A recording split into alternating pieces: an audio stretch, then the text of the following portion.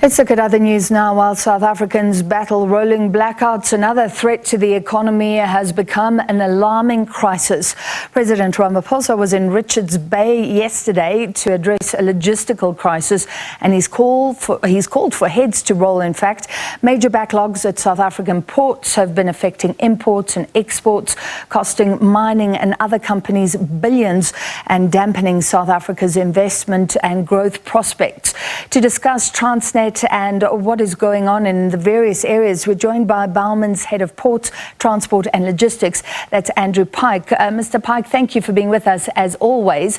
So the focus was on Richards Bay yesterday. Trucks have been trying to get to the port, blocking roads, the congestion so bad, so unsafe that a municipality threatened to sue.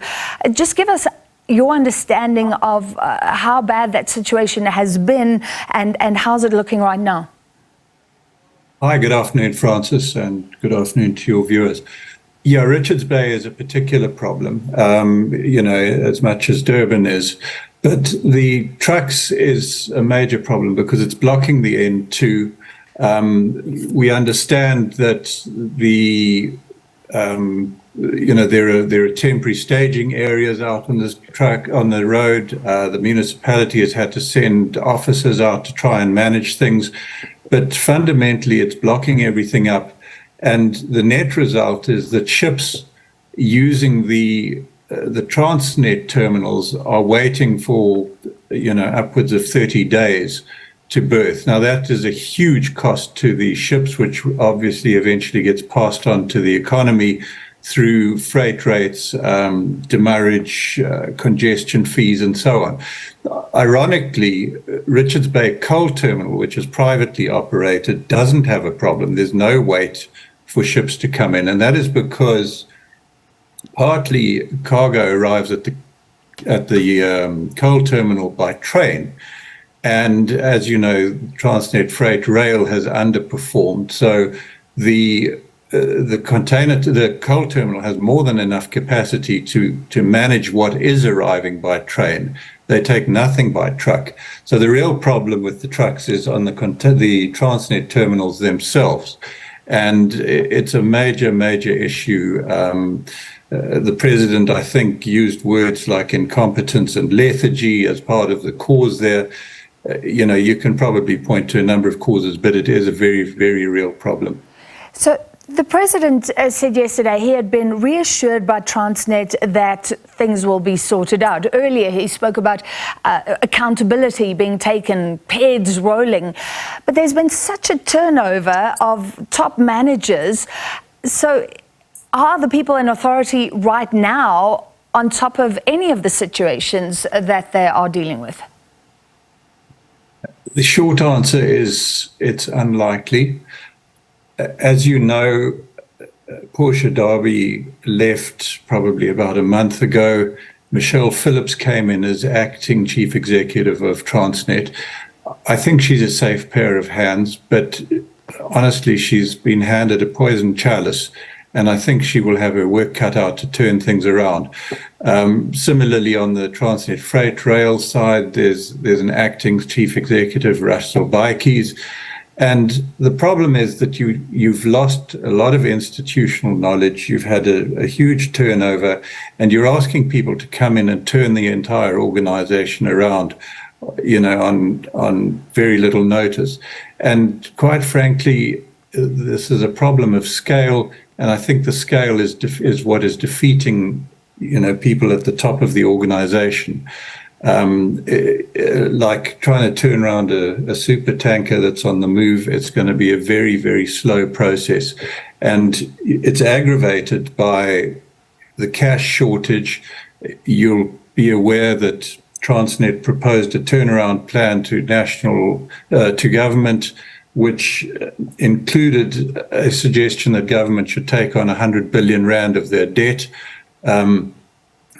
Government have said no, they won't do that. So, part of the turnaround requires obviously new equipment and proper maintenance of existing equipment. And so you have a chicken and egg situation. If they don't have the money, how are they going to do that? And it's all very well to say that they're changing their systems and so on, but you have to ask the question, why didn't they do that months or years ago? So I have some fundamental difficulties with the suggestion that they are going to turn things around anytime soon. There's a suggestion that the Durban congestion will be resolved by February. But once again, how is that going to happen? There's a huge shortage of straddle carriers. They've probably got half to maybe 2/3 of however many they need in order to be efficient.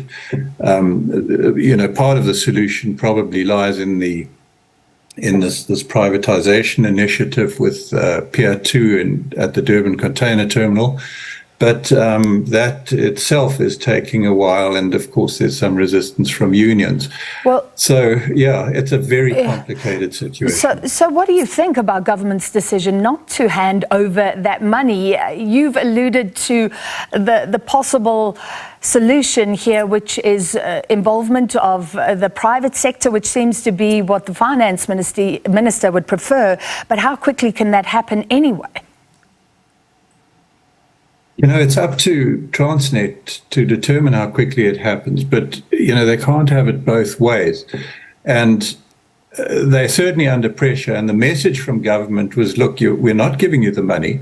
We want to see private sector participation. We want to see more competition, and we want to see better efficiencies. And so, and then we might talk to you about taking on some of your debt. So, Transnet's fate in some ways is in their own hands. They are well capable of appointing private sector participants, but it has to be on terms which are acceptable to those participants themselves, and more particularly their funders. If Transnet presents, unbankable projects, you're not going to get any funding support for those private sector participants.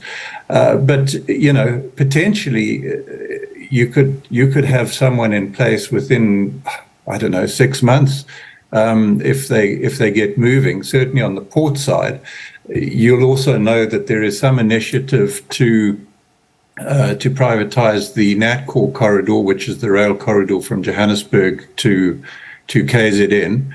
That has been moving very slowly, but the two have to work hand in hand, because you can't have a functioning terminal if you don't have any cargo that gets to it or from it. So you have to have your hinterland connectivity in order to get the benefit of any privatization in the ports. So there's a sort of turnkey requirement here, and as I say, it's in Transnet's hands. Yeah, and I like your example of a huge ship that has to turn around. Let us hope that the process starts to move somehow. Thank you for your understanding. As always, Bowman's Head of Ports, Transport and Logistics, Andrew Pike.